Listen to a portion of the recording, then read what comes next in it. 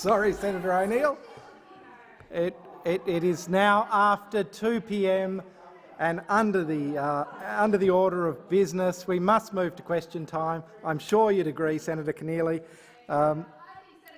Senator Keneally, you have the call. All right. Thank you very much. My question is to the Minister representing the Deputy Prime Minister, Senator Mackenzie. National Senator Matt Canavan has said if Mr Morrison adopts net zero emissions by 2050 without the approval of the Nationals, and I quote, "It will be ugly." Does the Deputy Prime Minister agree with Mr Canavan? The Minister representing the Deputy Prime Minister, Senator Mackenzie. Thank you very much, Mr President. Thank you, Senator Keneally, for your question. I think it will be ugly. I think it will be ugly. I do agree. I agree with Senator Canavan. You'll have to check with Barnaby if he doesn't. But what we're doing as a political party is carefully considering the proposal before us, and this proposal will set up a net zero position for our country over the next 3 decades, and it's only right and proper that the party that represents miners, the party that represents foresters and fishers, manufacturing workers, the party that represents farmers and those that live out in rural and regional Australia assesses the impact of this decision on our communities, and not just between now and the next election, not just between now and our own political careers, but between now and the 3 decades that this policy will be rolled out and will have impact. And we're doing that in a calm, methodical way. We're doing it on behalf of the regions. It is actually the right and proper process to go through, and our party room has primacy in this. It's not our leader having a top-down approach on what should and shouldn't happen to our communities or what should and shouldn't happen to our industries. It is each and every National Party MP and senator feeding into the leadership group what they think will be the implications and what their views are, and we're taking those forward as a group. Senator Keneally, a supplementary question. Thank you. Mr Joyce has declared that if Mr Morrison adopts net zero by 2050 without the Nationals' blessing, it could be, quote, "a very hard time for the government," and, quote, "not what you want for harmonious government." What does the Deputy Prime Minister mean by that? Minister. Thank you very much, Mr President.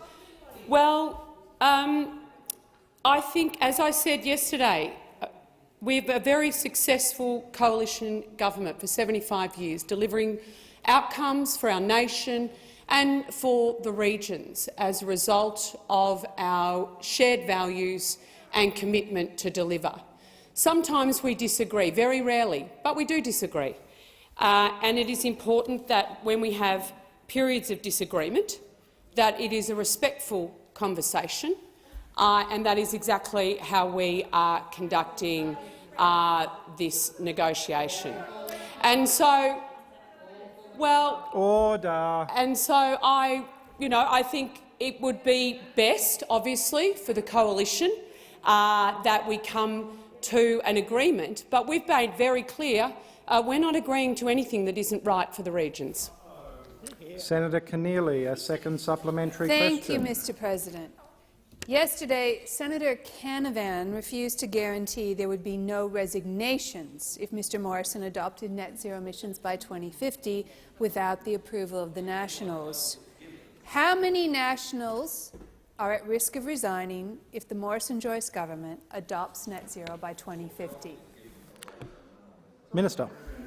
Thank you very much, Mr President. Well, talking about resignations over climate change policy, and going to what Nationals may or may not do is a hypothetical question. But I tell you who has actually resigned over climate change policy, and that is Joel Fitzgibbon. A great loss to the hunter, a great loss to those that care about mining jobs in this country, a great loss for the Labor Party. He should be a National Minister, Party MP, Minister, but a great Minister, loss to the Labor Party. Minister, please resume your seat. Senator Keneally on a point of order. Thank you, Mr. President. Point of order is direct relevance. The minister is straying into areas that have nothing to do with the question. It was specifically about the National Party and comments about National Party resignations made by a member of the National Party. Senator Keneally, the minister was addressing the issue of resignations over climate policy. I cannot direct the minister how to answer a question.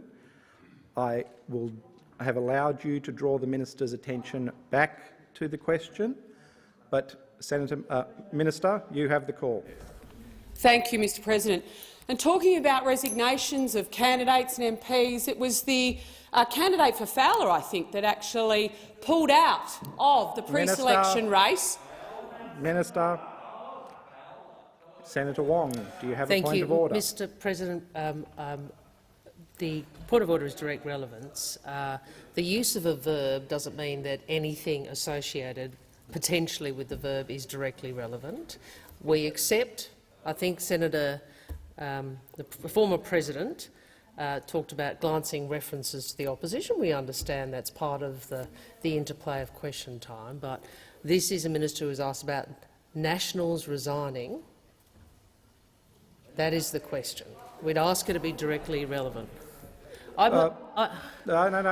Well, I'm happy to move leave for Senator Canavan to speak for 2 minutes. I'm happy to give him leave. Senator Wong. If the government will give him leave, we will give him leave. Have you finished your point of order? have.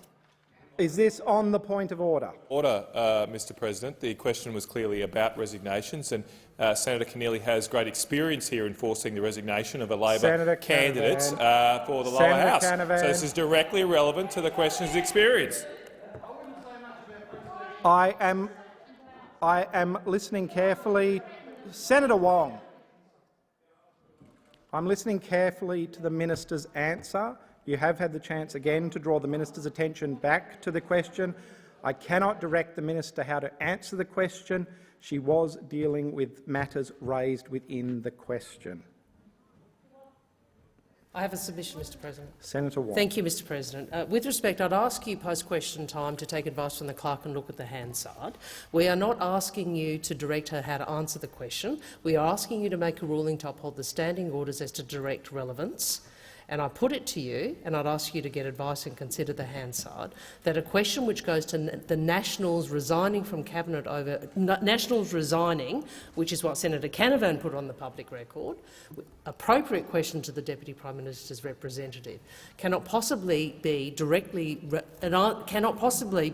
answered in a directly relevant way by reference to an entirely different matter. Senator Birmingham. Well, Mr. President, in considering the matters that Senator Wong has raised, I would draw to your attention the fact that Senator McKenzie very clearly went specifically to matters of National Party ministers and their current representation in the current ministerial arrangements in the very first part of her response. It is, having addressed directly the direct question asked, entirely appropriate for a minister to be able to give context, including historical context, in relation to such answers that have been given.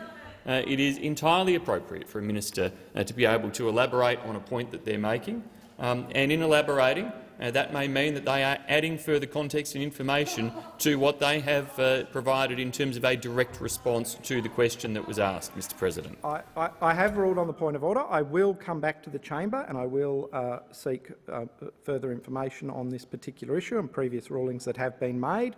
My ruling, however, stands. Minister McKenzie, did you wish to continue? I was going to put on the record, I think, Joel Fitzgibbon, a resigning member of the Labor Party. He resigned from the executive of the Labor Party, the shadow executive. And specifically on resigning around climate policy, he says the Labor Party has not made one Senator contribution— McKenzie, resume your seat. Senator Van. And my question is to the Minister representing the Minister for Employment, Workforce, Skills, Small and Family Business, Senator Cash. Minister, with Australia reaching the national double-dose milestone of 70%, How is the Liberal and National government's plan to secure our COVID recovery, supporting Australians to gain skills and helping keep Australia's pipeline of skilled workers flowing? I call the Minister. Mr President, and I thank Senator Van for the question, and congratulations to Australians for reaching that 70% milestone. Again, it shows that we're all working together in terms of that pathway well and truly out of COVID-19. And, Mr President, in terms of vocational education and training, it's something that employers are looking for in prospective employees. It ensures that they are work-ready from day one. And the Morrison government, in terms of our investment, we are well and truly investing in a world-class vocational education and training system. Mr President, our government, at the outset of COVID-19 and at the start of the pandemic, we invested approximately $6 billion in skills funding at the commencement of COVID-19. This was the largest single investment to occur in vocational education and training ever in Australia. And, Mr President, as a government, we recognise the benefits of vocational education and training, and that is why we are now investing an additional $6.4 billion over the 2021-2022 financial year. So what we now see from the Morrison government is an investment of over $12 billion in skills funding since the start of the pandemic.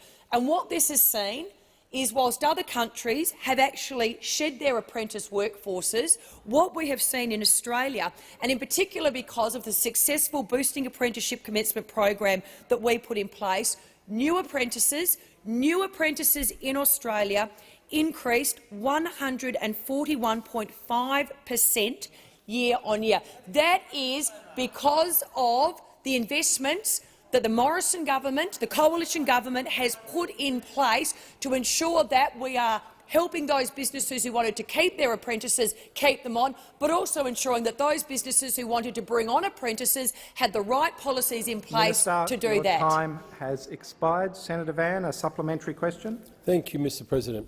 Minister, how many Australians and Australian businesses have benefited from the government's investment in boosting apprenticeship commencement wage subsidy? Minister.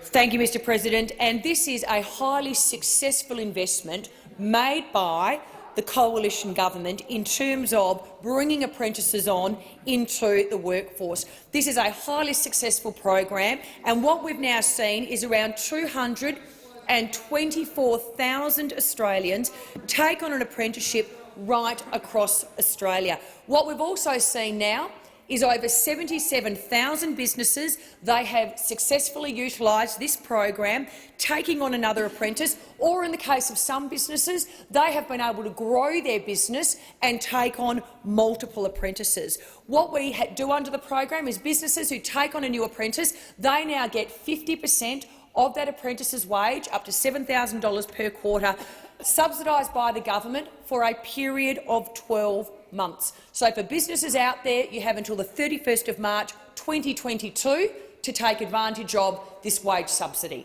Senator Van, a second supplementary. Thank you, Mr President. Minister, how will the extension of the government's successful Boosting Apprenticeship Commencement wage subsidy help keep the skilled workers pipeline flowing now and into the future? Minister. Mr President, one of the goals of this particular policy is to now protect the pipeline of the apprentices today so that they become the skilled workforce that employers can have access to tomorrow. We have now expanded this successful program, the Boosting Apprenticeship Commencement Wage Subsidy, with an additional $716 million. Again, that is because we understand you put in place those policies that employers can lever off to grow their workforces. They can bring on apprentices, they can bring on trainees, they can offer Australians that opportunity to be trained to be work-ready from day one. And we have seen with the number of businesses who've accessed the policies and the number of Australians who've been given an opportunity across Australia that this is a highly successful program. And again, we put in place those policies that employers can lever off so that they can get that skilled pipeline of workers that they need. Senator Gallagher. Thank you, Mr President. My question is to the Minister representing the Minister for Resources and Water, Senator Ruston. The Cabinet Handbook, which makes it clear it applies to the whole ministry, not simply those ministers in the Cabinet, requires that, and I quote, members of the Cabinet must publicly support all government decisions made in the Cabinet, even if they do not agree with them. Does Minister Pitt accept this obligation to Cabinet solidarity? The Minister representing the Minister for Water, Senator Ruston. Thank you very much, Mr President, and I thank Senator Gallagher for her question. Well, obviously, as you would expect, all ministers in the Morrison-Joyce government accept their responsibilities under the Ministerial Code in relation to their obligations very, very seriously.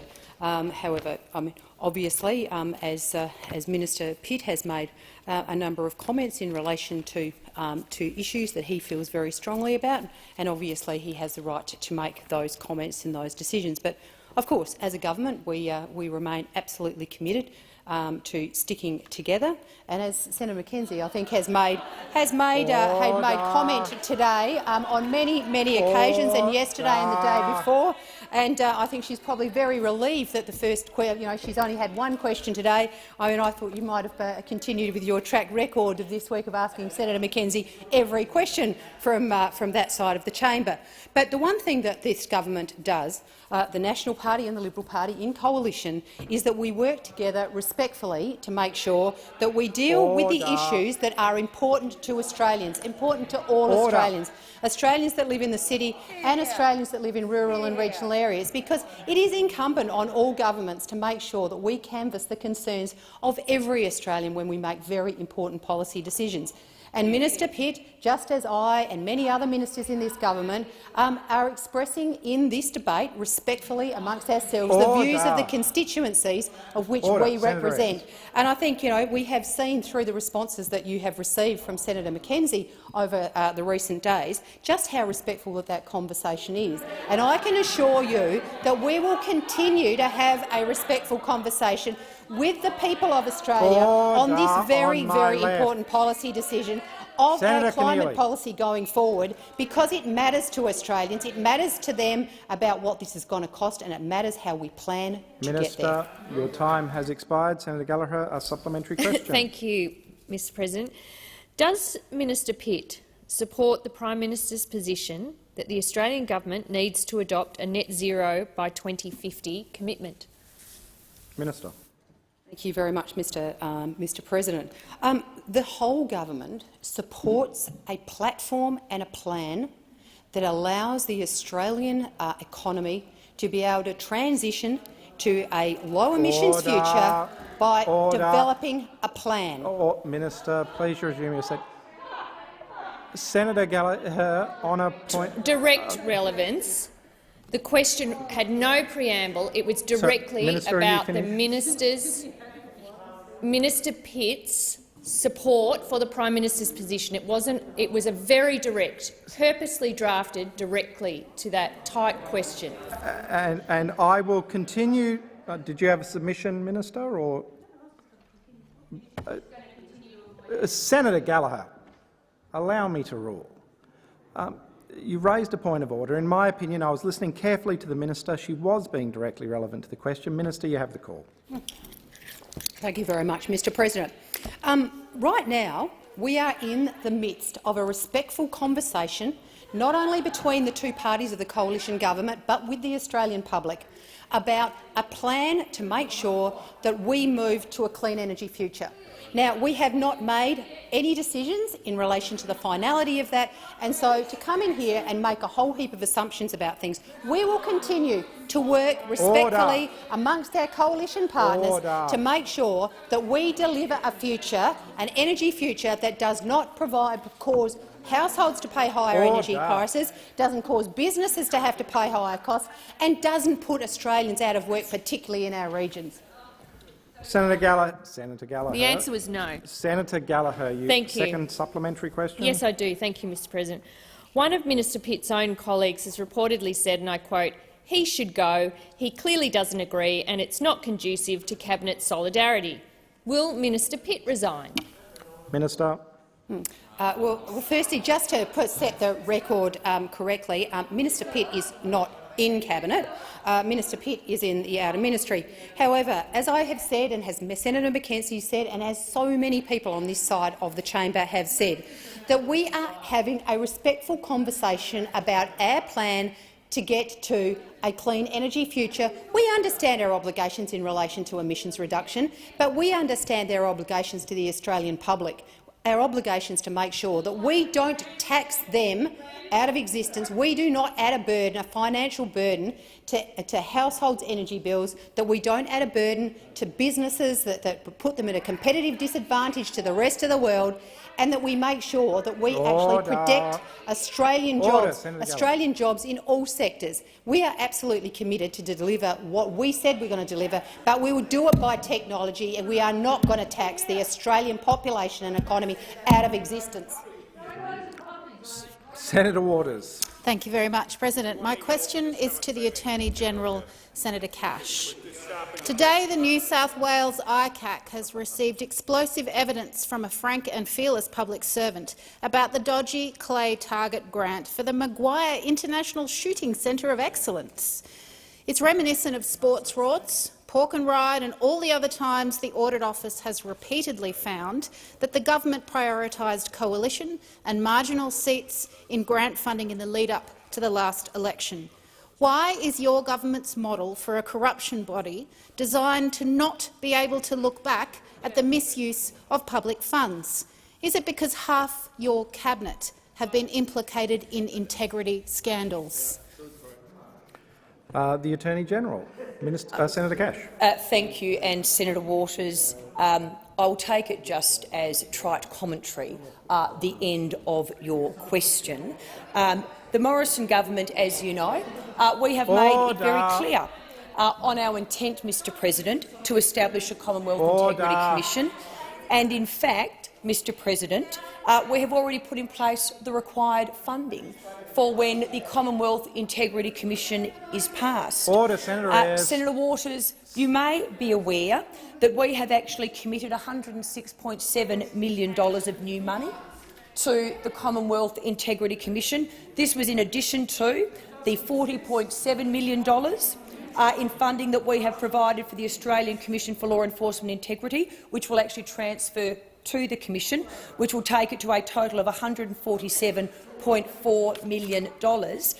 You'll also be aware this is incredibly important legislation, and we need to ensure that the model is the right model, and as such we have conducted a nationwide consultation process on exposure draft legislation to establish the Commission, and in fact 333 submissions were received, detailed submissions. 46 consultations, meetings and roundtables occurred during the consultation period.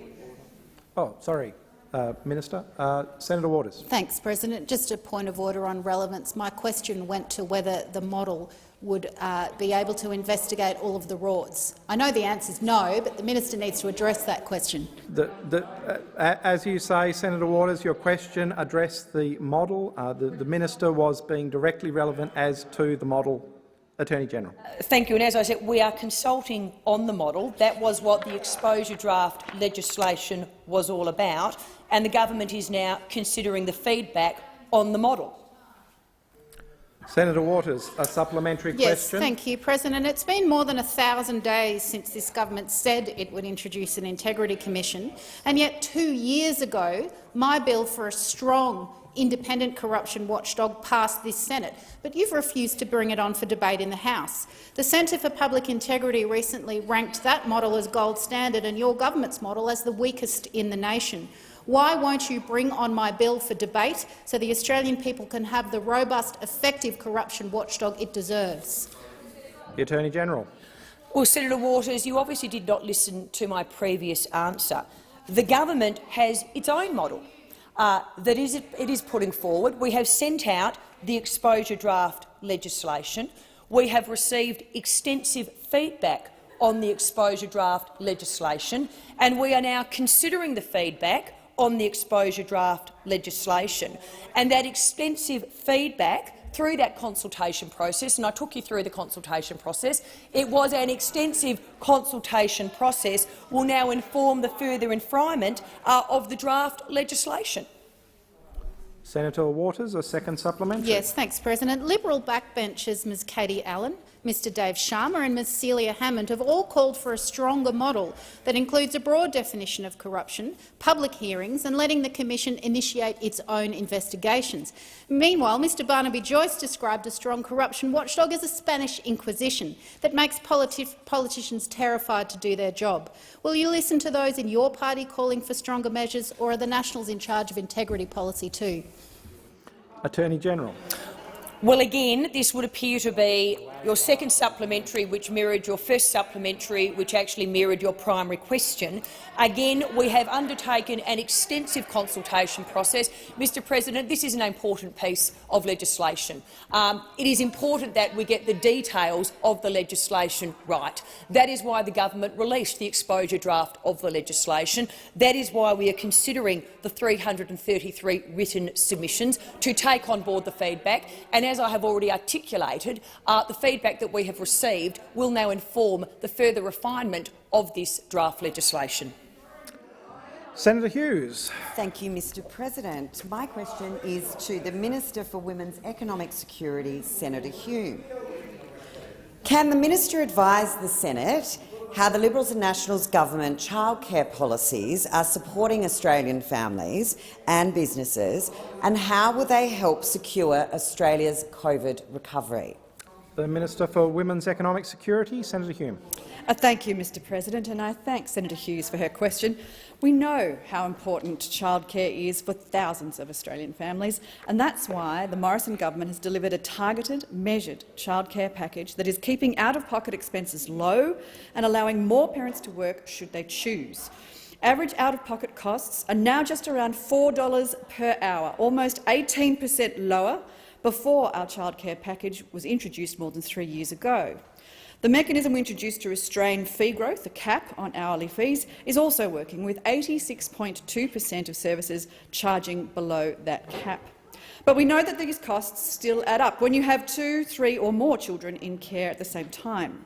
So we're bringing forward an additional support for around 250,000 families with 2 or more children in care. These families will receive an additional 30% subsidy, covering up to 95% of their costs. So a family earning $110,000 a year with 2 kids in care 4 days a week will be better off by around $100 a week. Mr President, we said we'd introduce this earlier if we could, and now we are delivering. The work we've done to ensure that the IT framework is ready and in place and centres will be prepared is underway. Mr President, we're bringing these measures forward to March next year, saving the average family with 2 children in care around $700 per week this financial year, and $2,200 a year going forward. The Morrison government is committed to increasing economic opportunities for Australian women and families, and this additional childcare support will help remove disincentives for primary carers, particularly mothers, to participate in the workforce. This is especially important as our economy begins to open up, providing women with more choices and more chances to enter or re-enter the workforce. Senator Hughes, a supplementary question. Thank you. Can the minister outline the economic impact of this measure? Minister.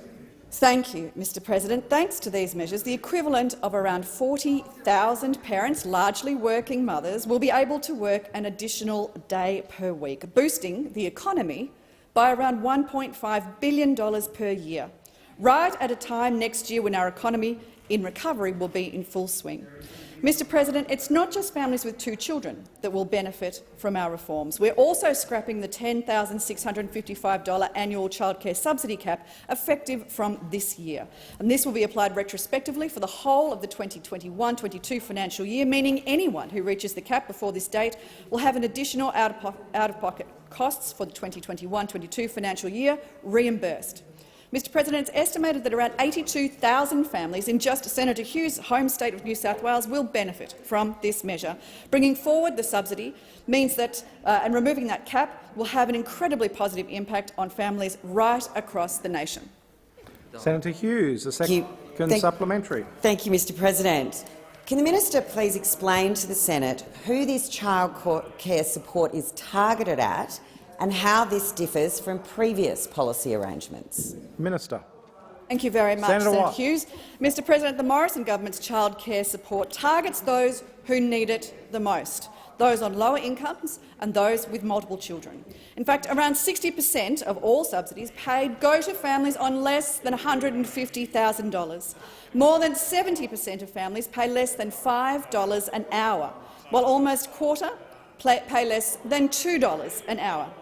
Mr President, there are around 280,000 more children in childcare now than there were when we came to office, with women's workforce participation reaching record highs of 61.9% in March this year, and that remains near record highs.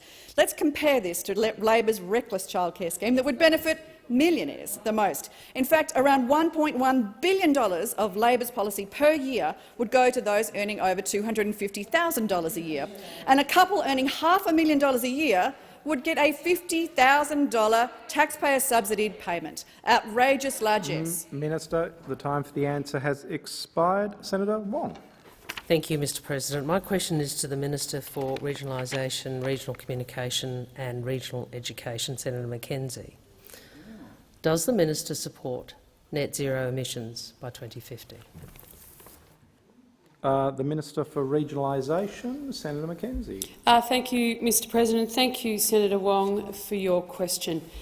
I've written a couple of pieces which outline my views on this matter, well, going back several months. I am not an MP that has come to this place ever denying the science of climate change, but nor am I an MP that has ever signed up to a Member of Parliament, who's ever signed up to policies that will decimate jobs in rural and regional Australia. And over the time I've been in this place, there has been a number of debates in this place, and my political party has stood up for rural and regional Australians and for jobs in our communities. And we will continue to do that.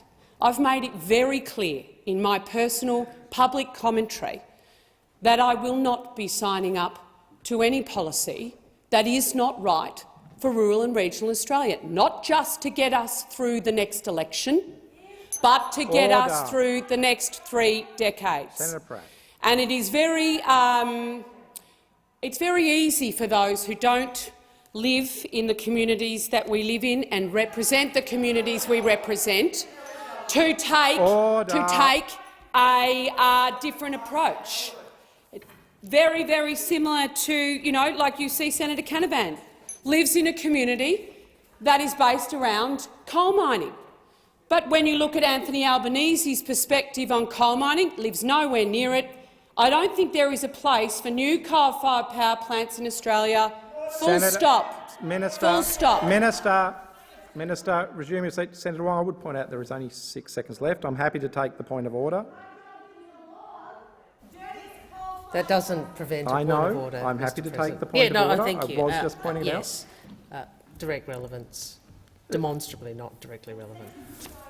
The minister was clearly being directly relevant in the first part of her question. I agree that towards the end she strayed from direct relevance. However, the minister was being directly relevant through the answer to the question, and you certainly you have 6 seconds, Senator Mackenzie. Do you wish to continue?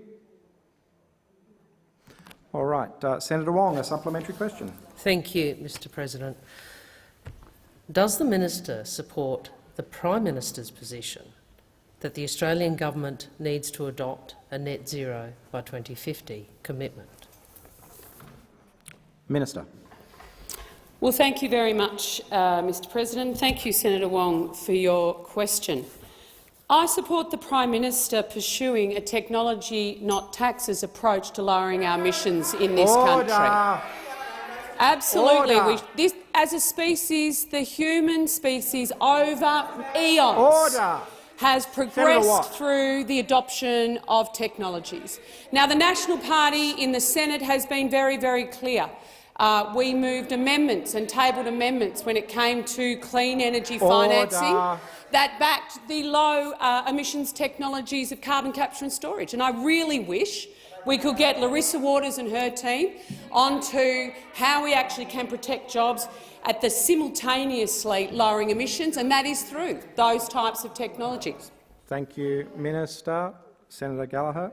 Direct relevance again. This minister is flagrantly ignoring the direction you've provided her in question time. She is, raising issues about the Leader of the Greens in a question about whether she supports the Prime Minister's commitment on net zero cannot be directly relevant to the question she was asked. The minister She's avoiding it. Senator Gallagher, please resume your seat. As has been made clear by previous occupants of this chair, glancing references to other parties and glancing references to the policies of other parties is acceptable. It does need to be a glancing reference. At this stage, I do not believe it could be described as more than that. Senator McKenzie did. Senator McKenzie was addressing the question. Senator McKenzie, you have 9 seconds. Did you wish to continue? So when we talk about the Prime Minister's plan and our government's plan to use technology, not taxes, to lower emissions in this country, get on board with some of your smart unions who actually are backing nuclear. I'm not sure what happened with the clocks there. It went to— well, I'm not sure what happened there, but the clock suddenly went to zero, so I will continue. A second supplementary. Thank you. Second supplementary. If the minister isn't prepared to support the Prime Minister publicly and here in the parliament, is she prepared to resign from his cabinet? Minister. Well, thank you so much, Mr President. I don't know how you're going to rule on this one if I say that's a hypothetical question. And once again, Senator Wong is scoping out using question time to cheaply score political points. What I would like to know from the Australian Labor Party is whether they actually support regional jobs, whether they actually back Merrill and Joel and actually back the mining industry in this country. At least the forestry division of the CFMMEU has the guts to stand up for workers. Why doesn't the mining division? Why isn't the construction division? If you actually cared about workers in this country, you would be standing up. Minister. Senator Wong. Thank you, Mr President. I was calling the minister to order. Thank you. I just note that over that period of time, more time was wasted, again on matters entirely irrelevant to a question that was clearly about her obligations as a cabinet minister. How can what the CFMEU Forestry Division does be relevant in any way to this minister's obligations as a cabinet minister? Minister. Yes, I was an officer of that union. What's that got to do with anything? This is not a time for debate across the chamber. Senator Wong, please resume your seat. Minister, you have 17 seconds left. Senator Wong has called your attention back to the question. Senator Wong, please do not interrupt me when I'm making a ruling. Senator McKenzie, Senator Wong has brought your attention back to the question.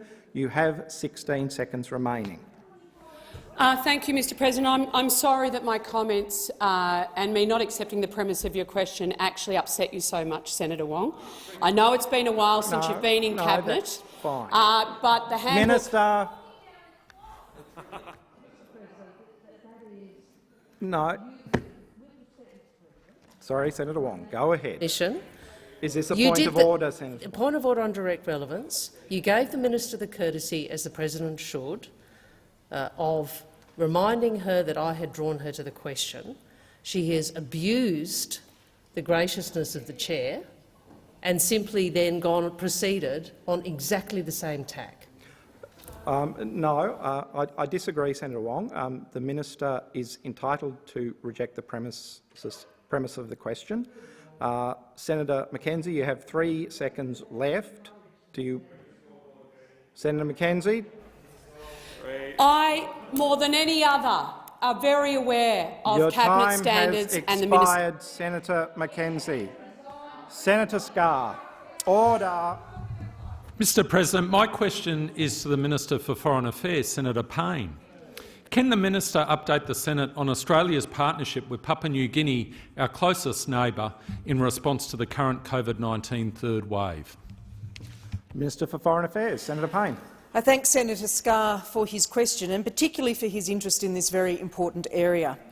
The COVID-19 situation in Papua New Guinea is very concerning, as we're seeing a new surge in cases associated with the Delta strain, and it is placing significant pressure on the health system.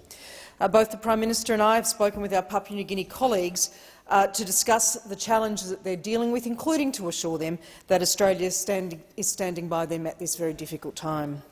Since the start of the pandemic, we've been partnering closely with the government of Papua New Guinea on their needs. That includes over 2 million pieces of PPE, testing equipment and supplies, oxygen concentrators and pressurised air masks, over 100,000 genomic tests with support from Melbourne's Doherty Institute to identify COVID-19 variants of concern, and support to enable increased provincial health service delivery through church health services. We have now deployed 5 Australian Medical Assistance or AUSMAT teams to Papua New Guinea to provide critical care planning and clinical care. We're now providing further assistance as Papua New Guinea responds to this most recent concerning surge in cases. That includes partnering on the reopening of the Nightingale Centre to increase the capacity of Port Moresby General Hospital and support to important provincial health authorities to maintain their essential operations. We're supporting Papua New Guinea to vaccinate more frontline health workers and expanding commercial vaccination hubs, including in major urban centres like Lae. The Australian Defence Force is providing logistics support and vaccination training to the Papua New Guinea Defence Force, and I acknowledge the exceptional working relationship between the PNGDF and the ADF. Australia will continue to meet Papua New Guinea's vaccine supply needs and support their vaccination rollout program in partnership with the Papua New Guinean government. Senator Scarr, supplementary question. Thank you, Mr President. Can the minister update the Senate on the fabulous work of the Australian Medical Assistance Team members in Papua New Guinea? Minister.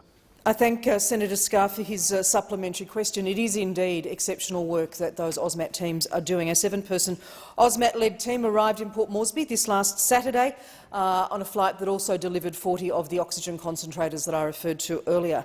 It's led by one of AUSMAT's most experienced doctors, Dr Mark Little. The team includes a nurse practitioner, a public health specialist as well as logistics experts.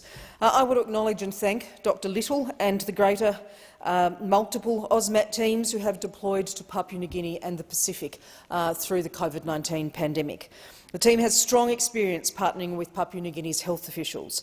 They will be in PNG for 3 weeks. They'll work closely with the Ministry of Health and the important National Control Centre. The team will identify further priorities for assistance, including additional clinical support to manage the surge and medical equipment that can be deployed within Papua New Guinea's health system. Senator Scarr, second supplementary. Mr President, can the minister outline Australia's work with Papua New Guinea to support their vaccination program? Minister. I thank again Senator Scarr for the question. Last night, Australia delivered a further 60,000 vaccine doses to Papua New Guinea. We're committed to working with them to meet the needs of the country. We're partnering with the government, with business and with NGOs to promote the importance of vaccinations, and we've launched a campaign with the Papua New Guinea Council of Churches to address hesitancy issues. The ADF is providing logistics support in the Torres Strait border region, where vaccination rates are now the highest in Papua New Guinea. An Australian-funded clinic in Port Moresby has itself administered over 13% of the vaccinations administered nationally. We're supporting pop-up clinics at convenient locations like shopping centres. Australian experts are also working with PNG and the WHO on a plan to expand and accelerate the rollout, prioritising those provinces with the highest numbers of cases.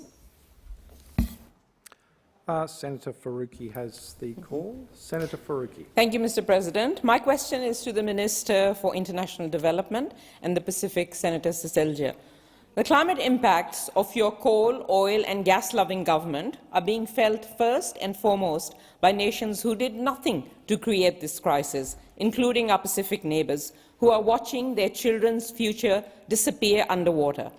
Yet Australia has abjectly failed to deliver its share of climate finance as committed to in the Copenhagen Accord. A report by the Climate Action Network Australia released today has calculated Australia's fair share to be $3 billion over 2020-2025 and $12 billion annually by 2030. Now that we know that Mr. Morrison will show up at COP26, will he commit to increasing Australia's measly climate finance contribution to pay our fair share, or will Australia remain an international outlier on climate? The Minister for International Development, Senator Seselja. Well, thank you very much, and I thank the Senator for the question. The short answer to the question is that Australia has made a strong commitment to climate finance, including in the Pacific. And that includes, between 2020 and 25, $1.5 billion, with at least $500 million of that going to the Pacific. So that's to directly answer your question. There are a number of other pejoratives in your question, some of which I'll seek to address. But when it comes to the issue of climate finance, we will have more to say going forward. But when it comes to doing our bit, we absolutely reject the Greens' constant, incorrect, inadequate assertions that we are somehow not doing our bit when it comes to climate change. Now, we hear from the Greens constantly. They parrot it, they talk our country down, and they ignore the facts.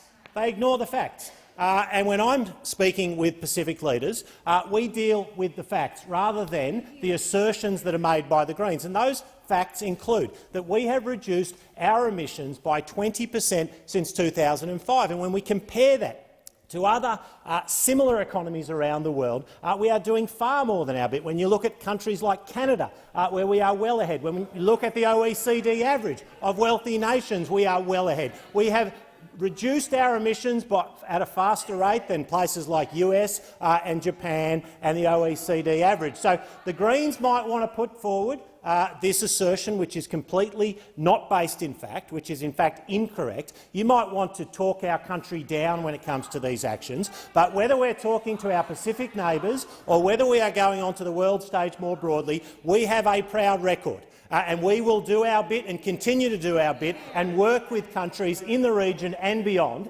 to deal with these challenging issues. Senator Faruqi, a supplementary question. Minister, Australia was instrumental in discussions at COP15 that led to the establishment of the Green Climate Fund. But since 2018, the Liberal National Government has contributed $0 to the Green Climate Fund. Why did the Australian government abrogate its responsibility and stop contributing to the Green Climate Fund, and will you commit any money to this fund again? Minister.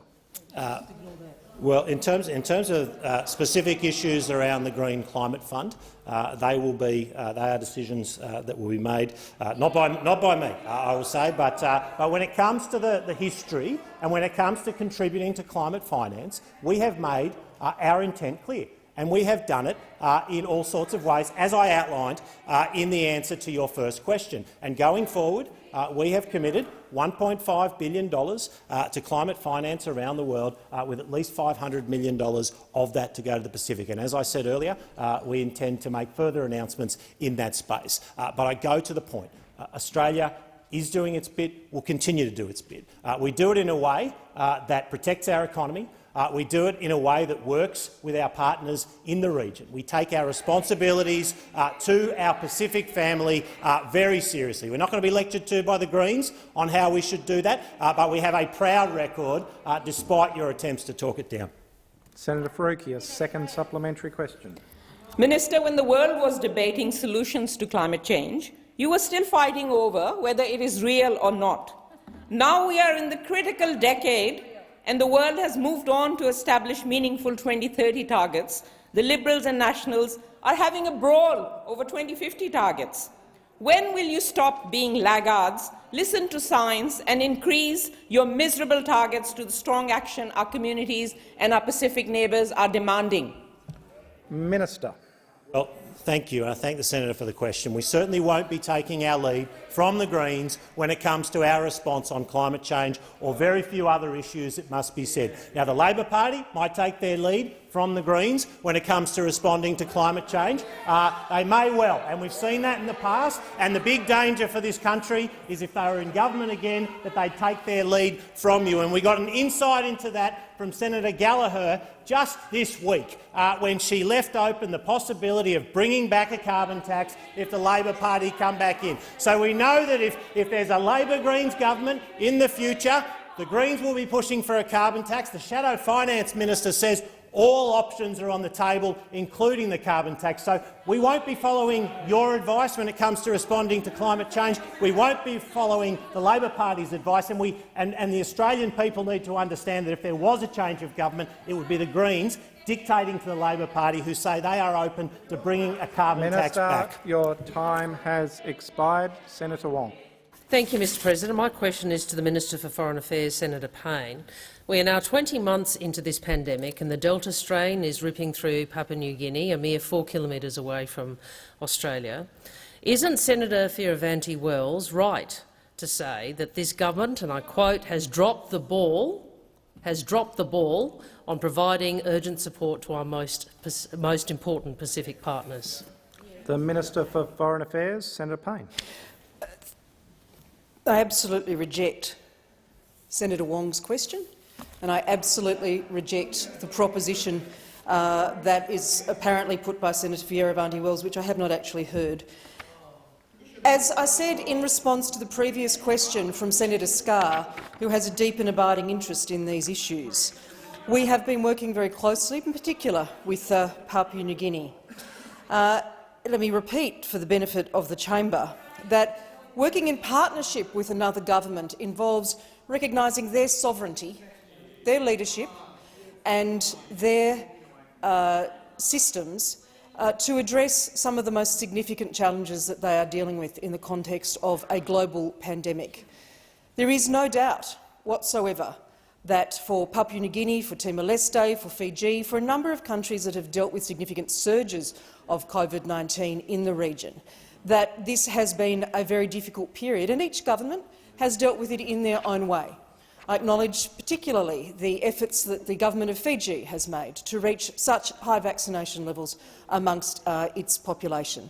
I acknowledge the work that Papua New Guinea is doing and has been doing for a very long time in extremely difficult circumstances across perhaps the most complex geography you can possibly imagine to try to address the challenges of COVID-19. Mentioned in my remarks, in response to the previous question, the personal protective equipment and testing equipment and supplies we've delivered, the oxygen concentrators, the pressurised air masks, the genomic tests, support with provincial health service delivery, and the closeness with which we are working with the government of Papua New Guinea on addressing very difficult issues of vaccine hesitancy. I don't think we should underestimate those. That's why we're working with churches and non-government organisations, the government itself, in many of those places. In Timor-Leste, I'm pleased to say— your time for the answer has expired. Senator Wong, a supplementary question. Thank you, Mr President. Why has the Morrison-Joyce government failed to work with our partners in Papua New Guinea to rally a global multilateral response to support PNG's health system? Is it because it is led by what Senator Fierravanti-Wells described as the Prime Marketing Office instead of the Prime Minister's Office? Minister. It's interesting to suggest, I would say to the chamber, that working with the WHO, with Gavi, with CEPI, with UNICEF, with humanitarian and development assistance deliverers, like many of the agencies here in Australia that we support, working with ISOS, with Aspen, other organisations, particularly the Regional Director of WHO, Regional Director Keshi, who is one of WHO's leading administrators. I do think that is an example of the work that we are doing with those sorts of international groups to which Senator Wong has referred. As I said, I'm not the beneficiary of the views put by Senator Fierravanti-Wells, but based on Senator Wong's assertions, I don't agree with them. Senator Wong, a second supplementary. They were views put in the Parliament, Minister. You might want to acquaint yourself with them. And I again ask this, and I ask a supplementary question, which is this: why has the government left the fate of one of our closest neighbours and most valuable partners in the hands of ministers that Senator Fierravanti-Wells describes as a revolving door of L-platers? Minister. Well, Senator Wong, I'm not sure that perhaps Senator Wong has the detail that would be helpful to her in relation to the work that the government has done with the government of Papua New Guinea. And I'm not sure it would come from the remarks of Senator Fierravanti-Wells in this case, given what you have explained to me. Given what you have explained to me, Senator, I think you're reflecting unfairly on Senator Fierravanti-Wells, and I think that's most unfortunate, Senator Wong, that you would reflect unfairly on Senator Fierravanti-Wells. Because what is important here, Senator Wong, is the work that we are doing with the government of Papua New Guinea. The government of Papua New Guinea, a sovereign nation with whom we are honoured to work and with whom we work very hard to address the sorts of challenges that other senators have raised sensibly and constructively in the chamber. Senator Smith. Thank you. Thank you very much, Mr. President. Thank you. Smith, Thank you. My question is to the Minister for the National Disability Insurance Scheme, Senator Reynolds. Can the minister advise the Senate about her recent visit to the Kimberley region of Western Australia and how NDIS services are being delivered in rural and regional Australia? The Minister for the National Disability Insurance Scheme, Senator Reynolds. Well, thank you very much, and firstly congratulate you, Mr. President, on your appointment, and thank you very much, Senator Smith, for the question, and thank you also for your passion and commitment for the people of the Kimberley. Since becoming Minister for the NDIS 6 months ago, I've been listening and consulting widely on all aspects of the scheme. Recently, I spent a week travelling across the Kimberley region to hear and see firsthand the impact of thin markets on how the NDIS is able to support people with disability in regional and remote communities. This included many meetings, such as the ones with staff and volunteers and organisers at the Yarrayungi Aboriginal Medical Service in Halls Creek, the Women's Resource Centre in Fitzroy Crossing, the Lions Outback Vision Institute in Broome, and also the East Kimberley All Ability Sport and Recreation Program in Kununurra. I thank them all for their hospitality, their time and also their openness. This allowed me to hear and see firsthand how the NDIS is transforming lives. However, it also allowed me to see firsthand the challenges in providing care and support in remote and regional communities. The negative impact on thin markets is very clear. The workforce shortages further exacerbate service availability. Average plan budgets in the Kimberley are actually around $10,000 higher than the national average, while utilisation is 20% lower at 51%. And quite clearly, Mr. President, this needs to change nationally. I hope to bring forward legislation this year to start addressing these problems of thin markets by providing the NDIA with more flexible commissioning models. Mr. President, the level and the quality of support received by any Australian on the NDIS should never, ever be determined by where they live. But today, sadly, with thin markets, that is still the case. Senator Smith, a supplementary question. Thank you, Mr. President. Your visit to the Kimberley was indeed very, very well received and welcomed. What are the challenges for the National Disability Insurance Scheme across regional and rural communities across our country? Minister. Well, thank you very much, Senator Smith, for that question. The NDIS fourth quarter report shows plan utilisation in the Kimberley region is 20% lower than the national average, which sadly is not uncommon in remote communities, in particular across Australia.